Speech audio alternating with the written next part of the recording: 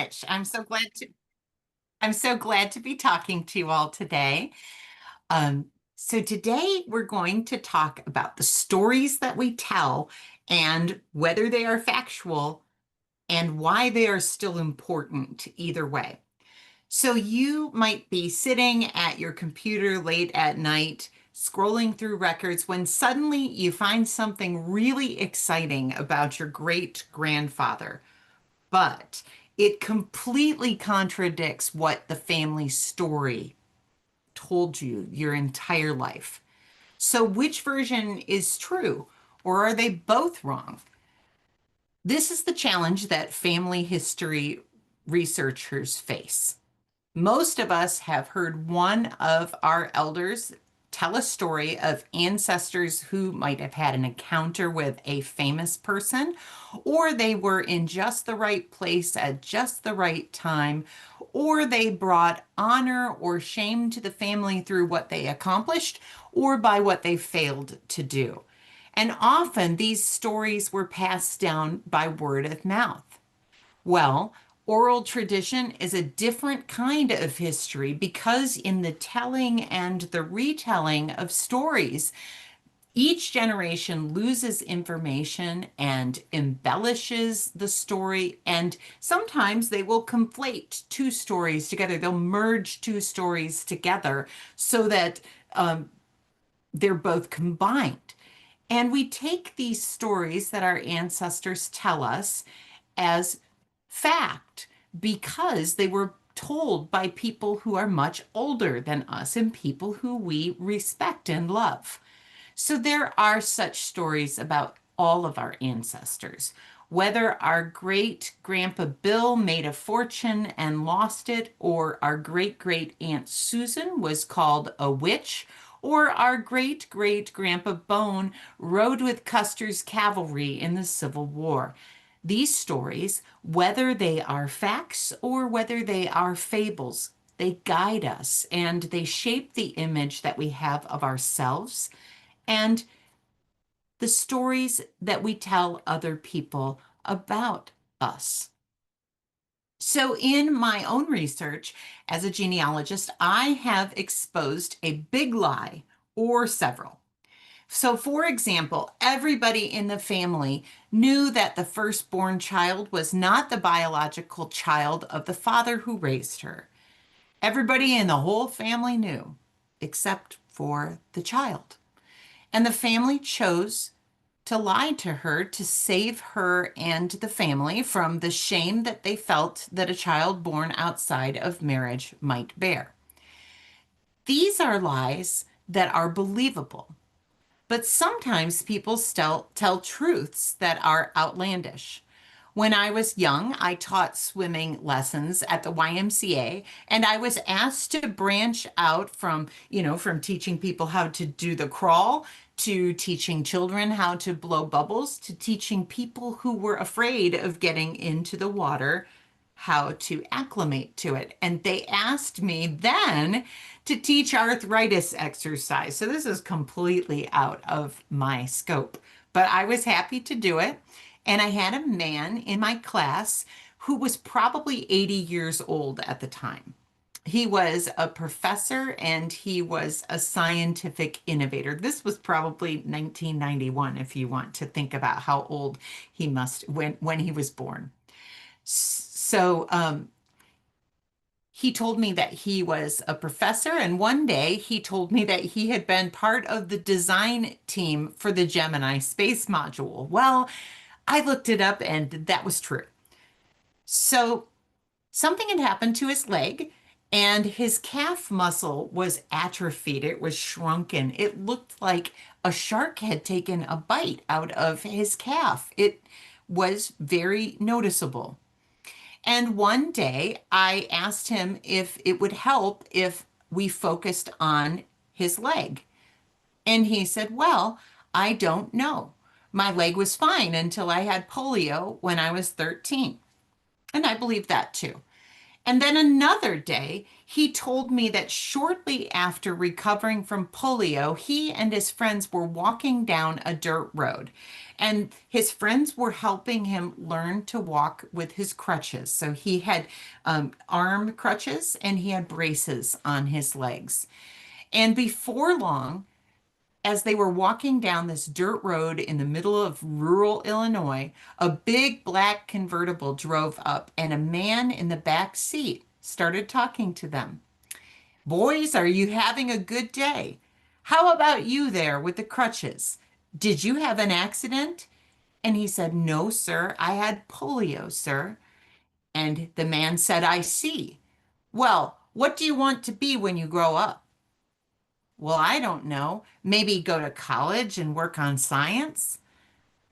Well, son, I had polio too, and I want you to know that you can do anything you set your mind to. You could even be president. Good day.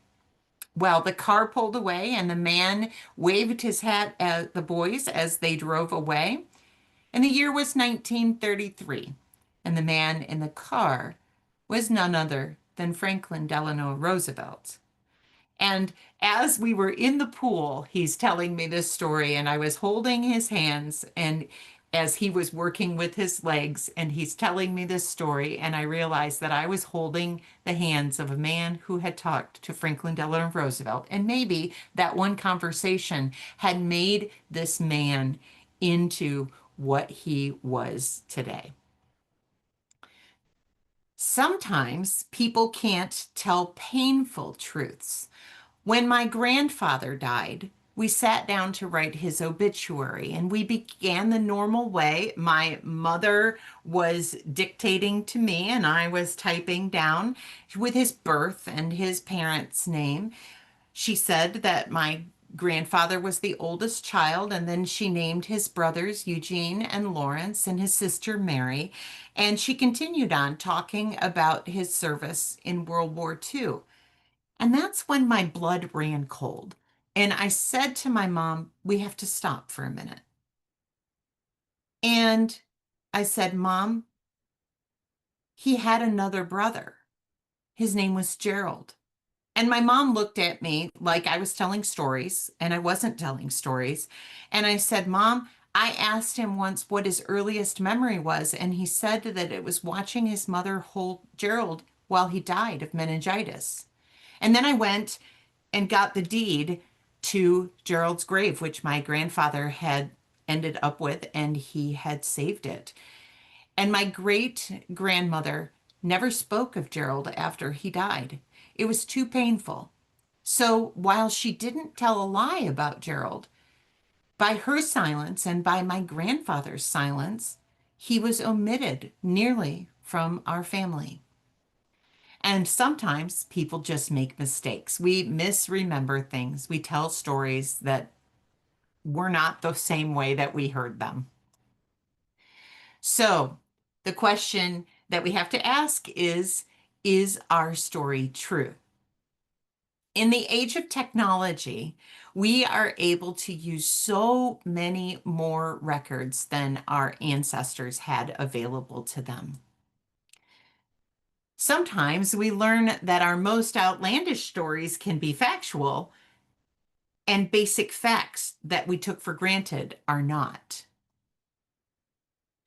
So, my mother's maternal grandmother had a story about her family, and it is quite a famous story, and And several several books have books been have been written written about the about the legend legend. over the years.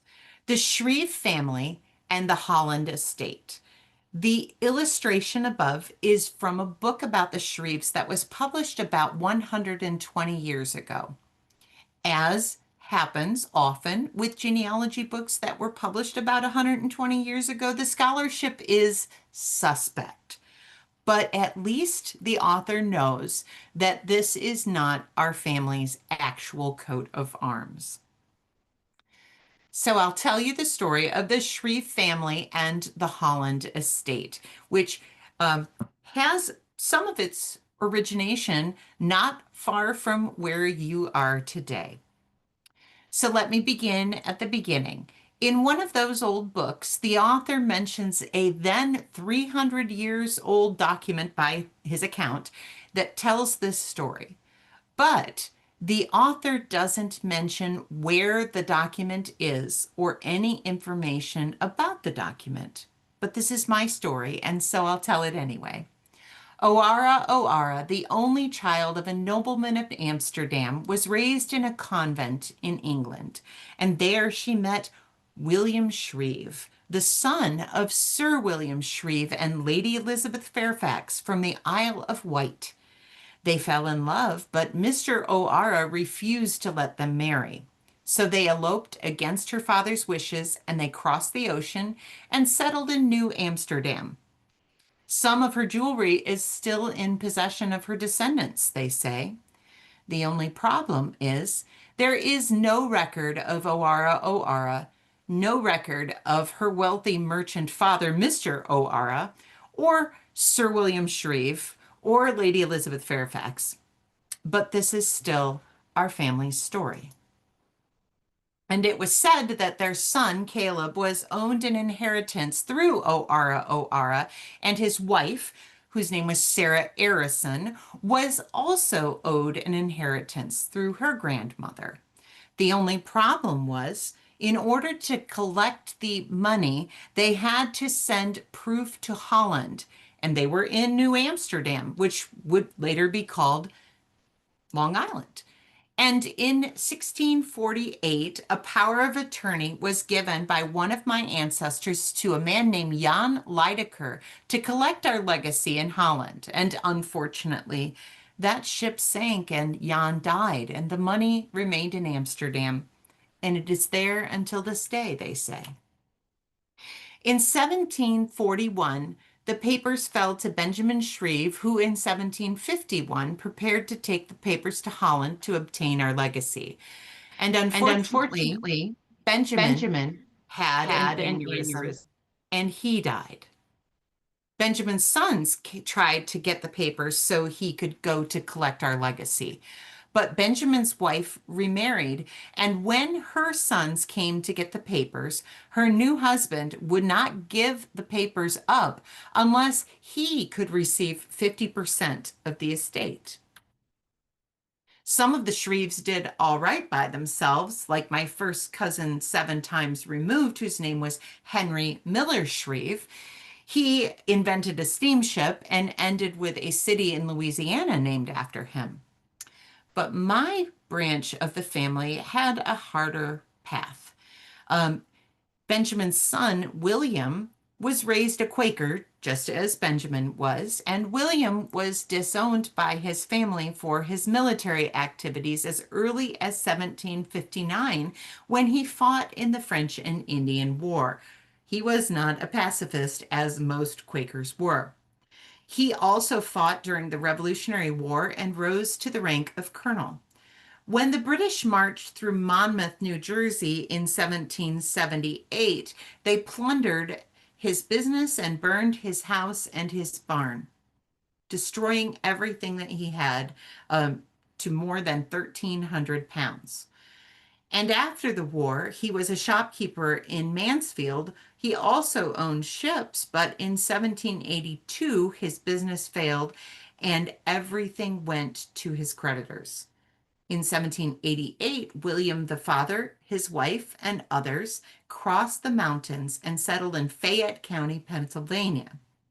But many Shreves ended up eking out an existence in the wilds of the frontier, and they told each other stories late at night about the Holland estate. And the money is still there, they say. And we told ourselves these tales for centuries to remind ourselves that our suffering is temporary and hard times don't last always. Were the stories true? Well, whoops, that depends on what truth is. The stories were not 100% factually accurate. I will certainly say that. But truth may go beyond matching facts and figures. There is an underlying truth in the story that is essential for us to be able to grasp. We can persevere, and we believed that God wanted better for us than what we have, and any day things could be different. And so when I think about what my Shreve family had to go through and the stories that they told each other, it helped me to understand why even 90 years ago, my own grandfather heard my grandmother's family talking about the inheritance that would come any day now. They were in the middle of the Great Depression and they were still telling each other stories about this fortune that was coming and that they believed they deserved better than they had. And so they worked very hard. For centuries, the Shreve family consulted lawyers and searched archives and sent letters to each other about the Holland estate.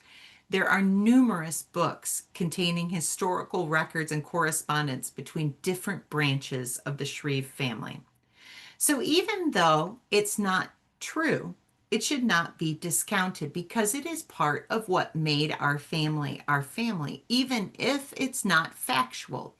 Just as we tell stories about George Washington as a child chopping down a cherry tree and telling his father he could not tell why, that story is meant to convey to us information about how we perceived him. So we felt that his character was of high standing, and this story evolved to tell that story. So even though that is not factually true, it is still a true account of how people felt about George Washington.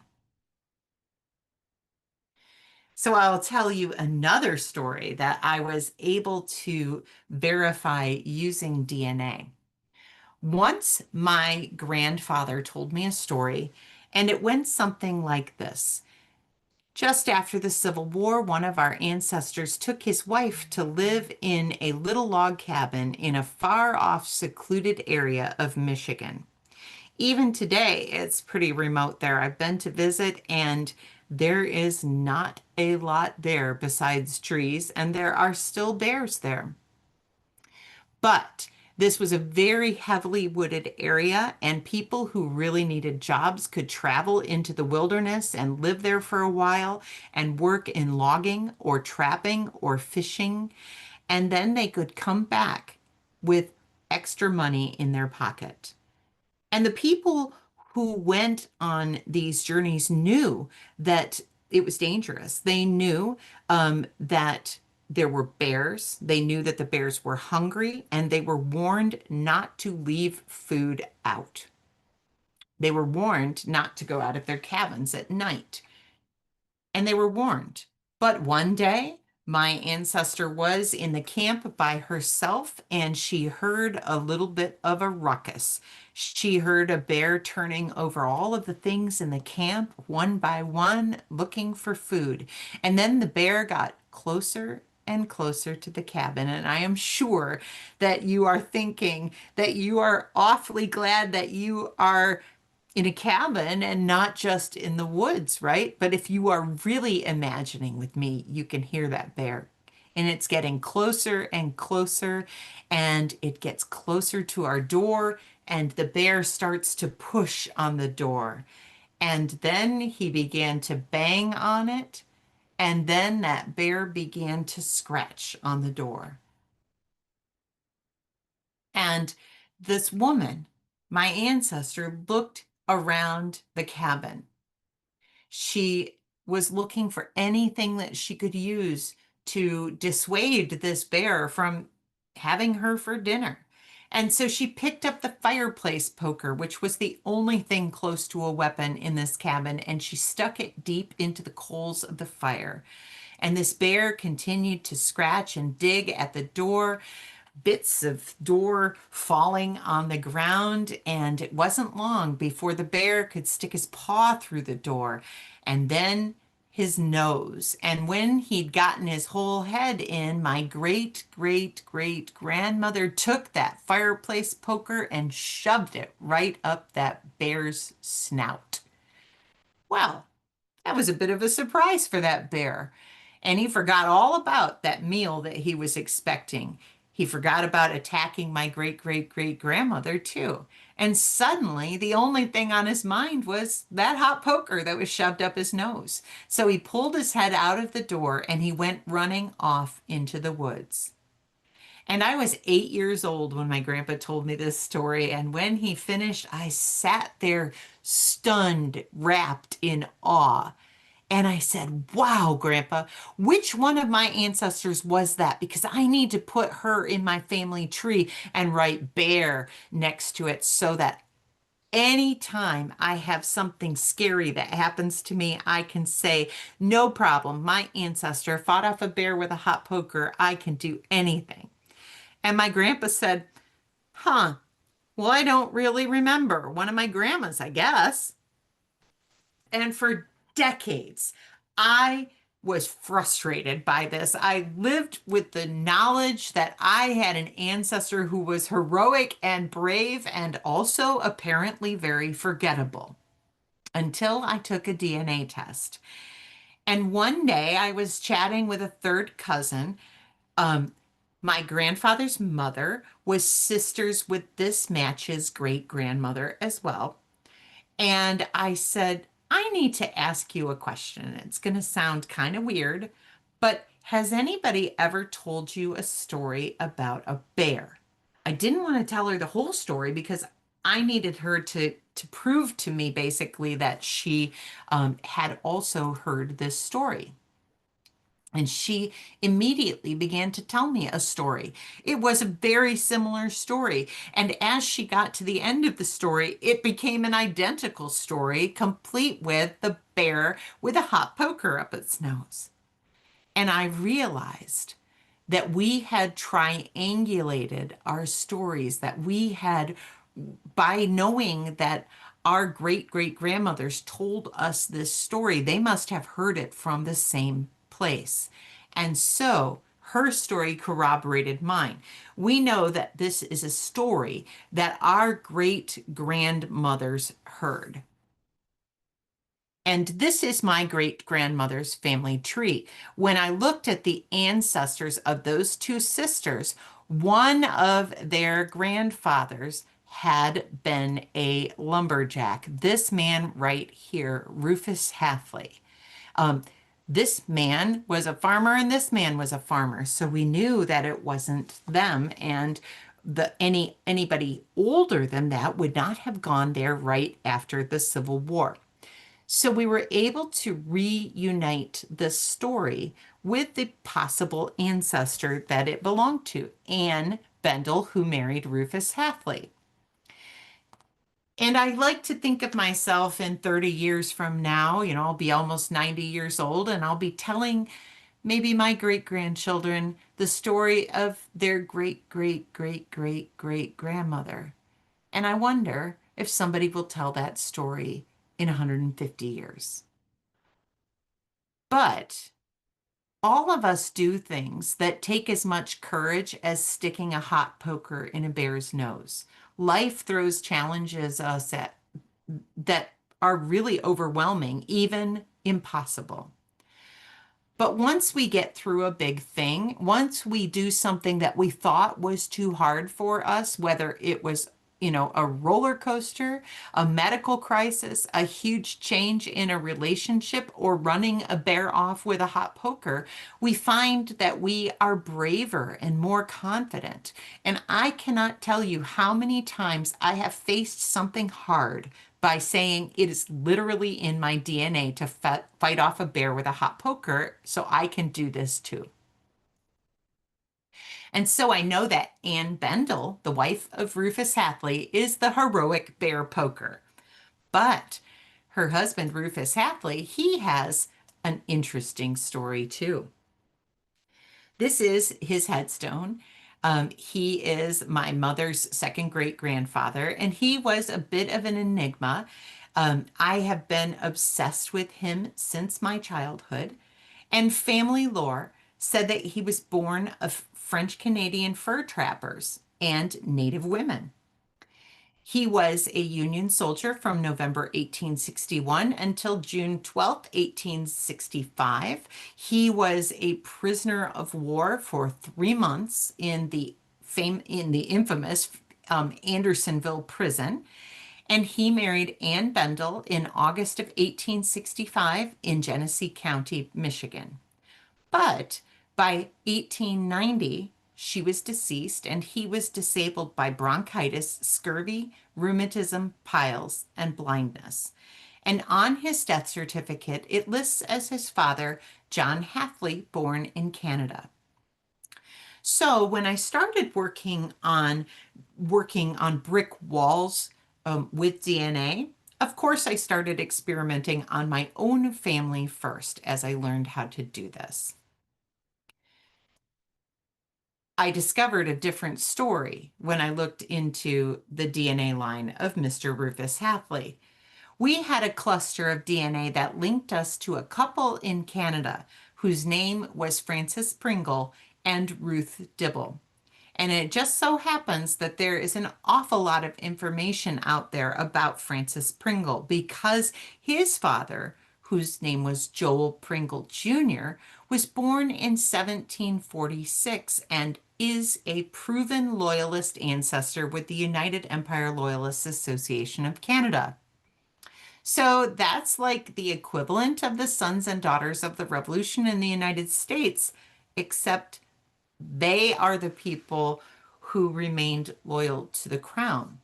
So I found my brick wall ancestors and I discovered that they were not patriots. In fact, the people that you see on this page, the patriarch, Joel Pringle, or Prindle, as he was sometimes called, they joined the Royal Rangers. This whole family, the men joined the Royal Rangers who fought to keep the American colonies within the British Empire.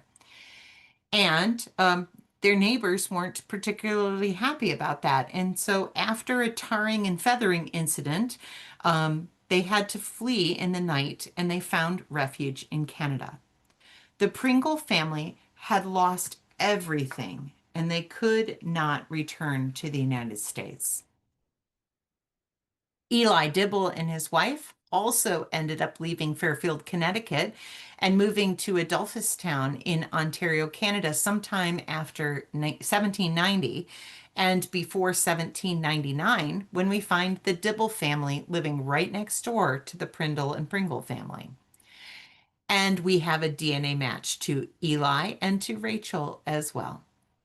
However, Eli and Rachel end up returning back to Fairfield, Connecticut. So there are many, many more opportunities for me to research what happened. Why did the Pringles stay and the Dibbles went back home? What about Rufus Hathley, though? My mother took French because Rufus Hathley was French Canadian. And when I told my mother that we were not actually French Canadian, my mother was very upset that she had taken French because Rufus Hathley told our family that he was French. So why did he tell his family that he was French Canadian? Well, in Michigan, there were a lot of people who fought and died in the War of 1812. So I imagine that he may have told a tale to estrange himself, to distance himself from his family's Tory past, from his Britishness. And so he said, I'm French Canadian. That's my working theory. So there are lots and lots of things that your family may tell that are not particularly true, and we might really want to fight about whether it's true or not, even after somebody has given us inarguable evidence that it is true. So one thing that people have heard very often or said very often is you are spelling our family name wrong. The correct spelling is this. So there are lots of factors that change the way that people spell a name. Before standardized education and spelling, name spellings varied widely. Even Well-educated people often spelled their own names differently on different documents. The best example that I can think of is William Shakespeare. We have six surviving signatures from William Shakespeare, and he spells it differently in every single one. That has to be creativity because William Shakespeare knew how to spell.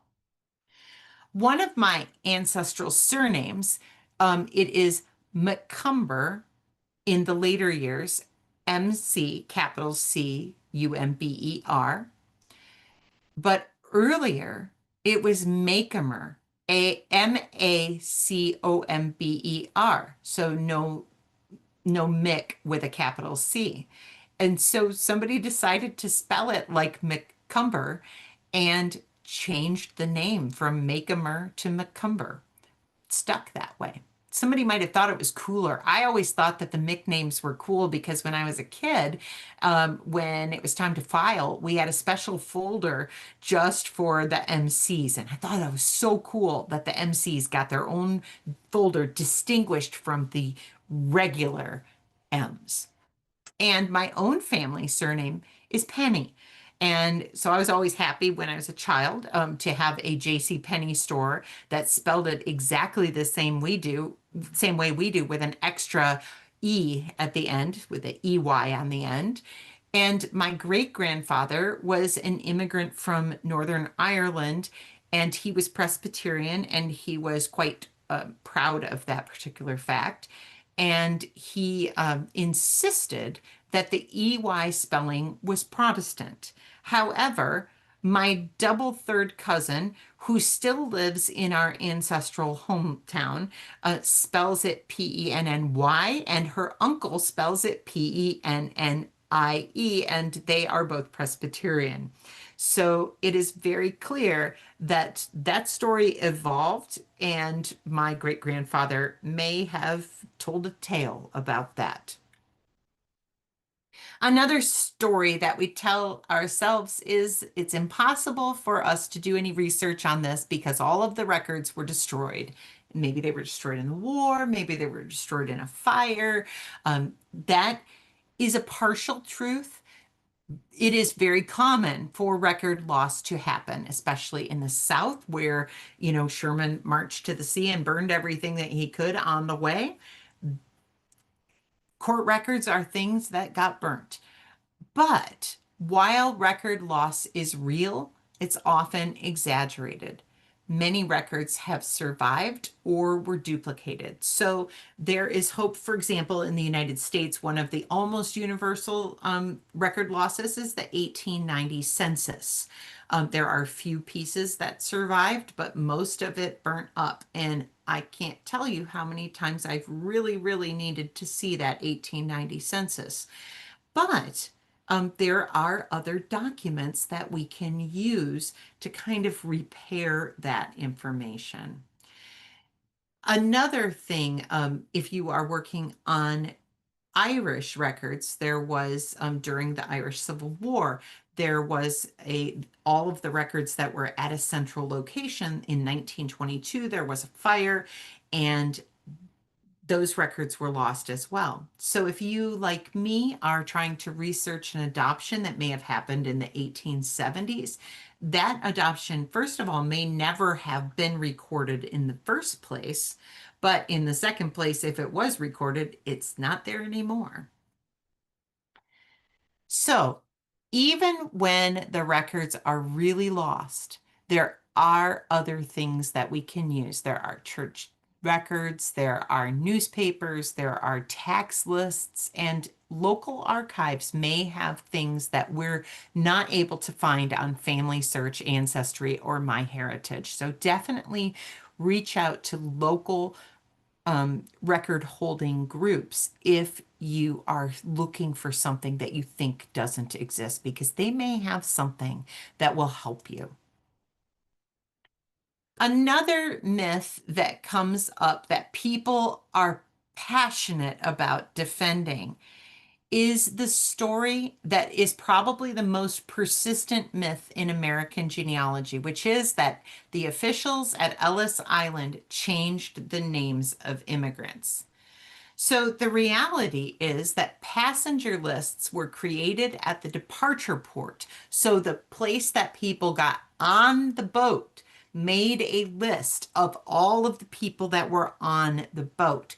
And then when they landed at Ellis Island or wherever else they were going, they turned over that ship's manifest, that list, and it was copied. And so the names weren't changed by the officials at Ellis Island. Ellis Island actually employed numerous interpreters, and they were focused on verifying, not changing the information that the ship's manifest had. So any changes that typically happened later as immigrants adjusted to American life. A friend of mine is a great example of that. I have a brick wall in my family that I managed to get through, but at the time I had not. And the last name that was involved is Knapp, Knapp. My friend, her family name was Knapp. And I said to her one day, I'd really like to talk to you about your last name because it's in my family tree and I've been working on a brick wall and I wonder if you're related. And she laughed and she said, I wish I was your cousin, but I can confirm that we are definitely not cousins because when my great grandfather came here from Italy, his last name was Napolitano. And he went to work in a factory. And one day at lunch, he said to his American friend, I really want to be American, he said, and I want an American name. And so you have to help me figure out a name that's not Napolitano.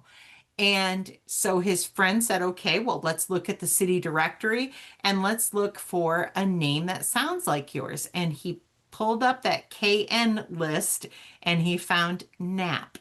And he said, I like this. Do you like this? And Mr. Napolitano said, my name is Knapp from now on. And that's how he got his name. So it wasn't changed at Ellis Island, but it was changed after Ellis Island. And I apologize to those of you who are mad at me for bringing this up because this is something that people are very passionate about, and we can talk about it in the Q&A. So another thing is before we assume that a record is wrong, we need to think about the literacy levels at the time too. So this is a map that was generated from the data in the 1870 census. And in 1870, about 20% of the adult population could neither read or write. And that number was disproportionate in different places. So some demographics were 80% illiterate, and this affected how names and information were recorded. So this particular map, the darker the area, the less literate the area. And as you see, look at the difference in 1870 between literacy rates in the Houston area and in the Austin area. So Austin is quite literate. Houston, it has a lot of illiteracy. I imagine that this is a direct result of slavery because the areas which were had a high concentration of slavery at the time of emancipation, it was illegal for those enslaved people to learn to read or write. And so obviously illiteracy is going to be abundant in those areas. But the wonderful thing is, if you compare this map to the 1880 census, the 1900 census maps, we we find that we become more and more literate. So this is a wonderful thing to be able to see that the harm of the past has been repaired or is being repaired. So, why might people have provided incorrect information? Well, one thing that we see quite often is age inflation. So you may have a person who inflates their age to seem old enough for marriage. This could happen both with two young people and who just don't want to ask a parent for permission to marry, or you may have a situation where a child marriage has we have like a child bride situation, and people have lied about her age in order to make the marriage happen. We may have an age reduction happen to make a person seem young enough for military service. And then we might also have somebody who changes his age to appear old enough for military service. So I think we've probably all heard stories about young men who were so anxious to get into battle that they lied about how old they were. And so you might have a 14, 15, or 16-year-old lying and saying he's 18. So, consider the psychological burden that that child carries with him as a result of that. You may also have a name change to avoid discrimination, which may have been why Mr. Napolitano changed his name to the English name Knapp. You may have marriage dates altered to hide illegitimacy, or a child may be youngified in order to hide illegitimacy. You may have poor families or very rural families who did not record births. My great great grandmother was about 100 years older than me. She was just shy of 100 years older than me. So she died when I was 4, and she was 102 and some. And she had 9 living children, but she had many more children who did not live long or were born stillborn.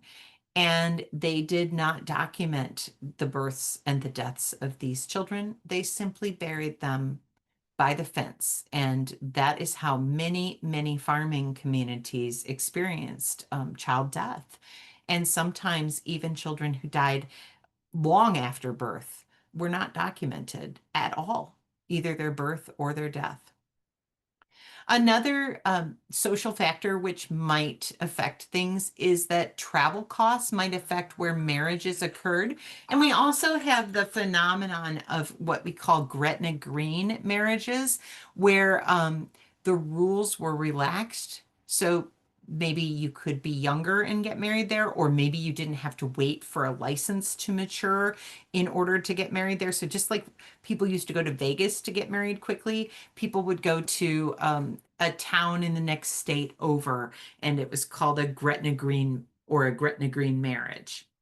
And another social factor is that employment often influenced people. When I was a kid, I fibbed on an application. I had skipped a grade, and so I was a year younger than everybody else in my grade. And so I applied for a job and said I was 16 when really I was only 15. And thus began my life of crime. Another thing to think about is that our sources are not always as accurate as we think they are. So, for example, primary sources or original sources are things that happened generally during the lifetime of the particular individual. So, a birth certificate, we would assume that it is correct. However, I have found many birth certificates that were either falsified by the people who were there at the time, or there was an adoption and the names were changed in order to make that adoption legal. However, I see a bigger problem with death certificates because the person who can give you the information just died. And so think about when you have been through something difficult and somebody starts to ask you what you want to eat for dinner, you say, I don't know, just anything. Well, if they start asking you things like, when was grandpa born? What were his parents' name? What's his middle name? You might get a little flustered because you've been a week without good sleep and you're worried and you're sad and your eyes hurt from crying. And this is the time when you are giving information that is literally going to be documented forever in the family tree. And wouldn't you know, you got a little tongue-tied and you said something that wasn't correct. My own great-grandfather, his death certificate is incorrect. His daughter, who cared for him, was there when the death certificate was filled out by the coroner, and the coroner asked her, "What's your father's full name?" And she said, "Well, James Morrison Penny." The only problem is Morrison was his wife's maiden name. In her family, they were Scottish, and so they did take mother's maiden name as a middle name quite often. However, uh, James Penny never had a middle name at all. And so many family trees say James Morrison Penny because my Aunt Blanche messed up. And that's just the way it is, and it's the way it always will be. But we know that that was not actually his middle name. So we have to be careful because the original isn't always right, and a derivative, which is a copy, is not always wrong. But understanding the difference between information that I give about myself when I'm telling the truth is primary source information, but I could be lying and or telling a story or forgetful, or a child could be giving this information, or a neighbor could be the attending physician who didn't even know the person. Sometimes that's the only person who's there. So again, primary information comes from somebody with firsthand knowledge. So we'll often have um, a delayed birth certificate is something kind of interesting to look at. So a delayed birth certificate, this is just a regular birth certificate, but a delayed birth certificate generally requires somebody to say, yes, I am this person's aunt, and I was there when that baby was born, or I came by a day later and saw the baby. And they basically have to attest to the person being born, because the one person who can't attest to the baby being born is that adult baby, right? So if you are the person who needs a delayed birth certificate, you have to find somebody who remembers your baptism or knows when you were born and have them testify. So that is a very interesting situation as well. And then I mentioned death certificates as well.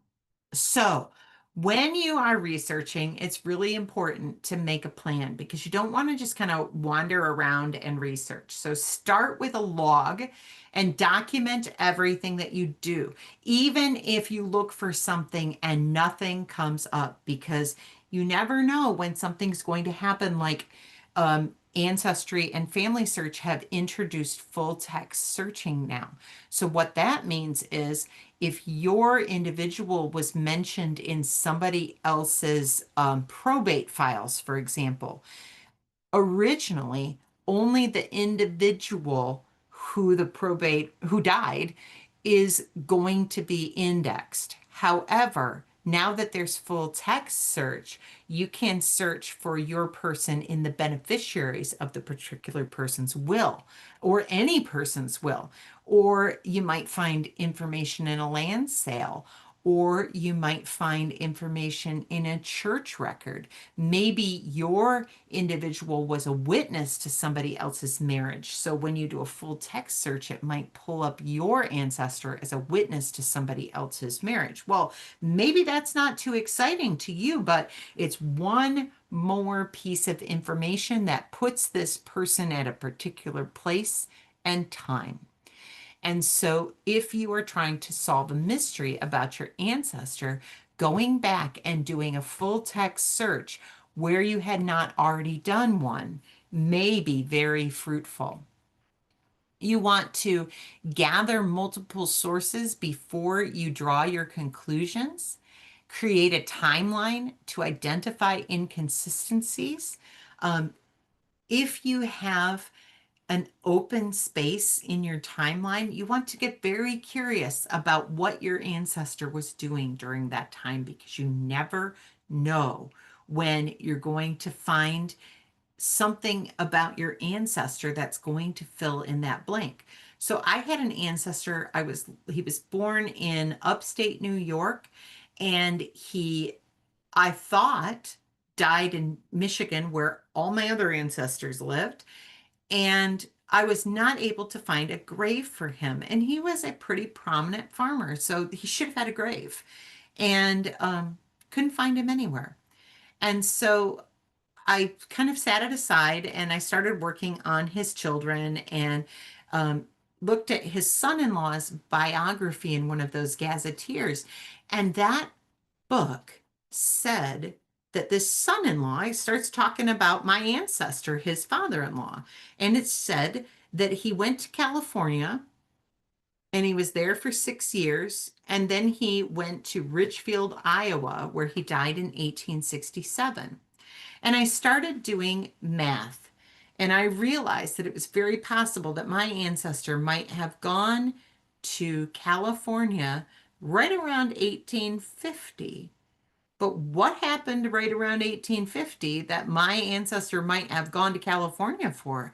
The gold rush. There were a lot of people who went from New York and Michigan and the Midwest um, to California to see if they could strike it rich.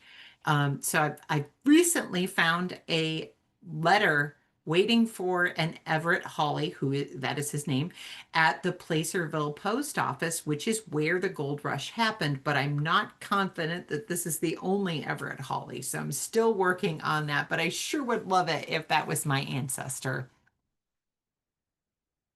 That we also want to watch out for danger, avoid the pitfalls. Do not assume that coincidence equals connection. So just because I found Everett Hawley in Placerville, California, does not mean I found my Everett Hawley in Placerville. Beware of forcing facts to fit your theories. Again, that's a great example, finding the wrong person in the right place. That can really mess things up. And absence of evidence is not evidence of absence, it's just evidence of evidence being missing. So document your process because your future self will thank you. And we have a few minutes for questions and observations if you'd like to share something. Okay, you can feel free to either unmute yourself and ask questions or throw it in the chat. We'll be monitoring that as well. Thank you so much. My mother wanted a job when she was 15. So she lied about her age. And then when we went to bring her to Florida, this is from Delaware, we had a whole bunch of whatever it was called to try to find her correct birth date to bring her. And we needed an ID. So we Oh, for really goodness had to sake. go back to microfiche to get her exact birth certificate and that kind of information. So Yeah. that was very interesting. Yep. Challenge. Yep. That's what I was trying to think of, the challenge. Yes. Yes. My great grandmother clearly was pregnant when she got married, and they never ever talked about it. And she always said that they were married for a year longer than they actually were. So that's another thing, that she was probably about 5 months pregnant when she got married, which I find she was a very devout Baptist lady, and so I was always very surprised by that when I figured it out.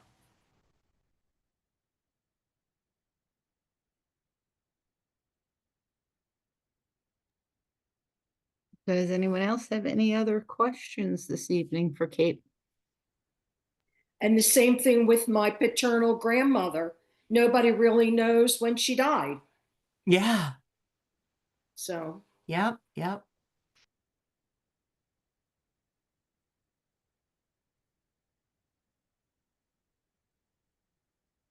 Okay, if nobody has anything else, we will call it a night. Thank you all for joining us. Kate, thanks for a great presentation. Thank you so much. I've enjoyed it. Okay, thank you. And don't forget to check your local library or the NSPC website to find other great programs. Have a great night, everybody. Thank you.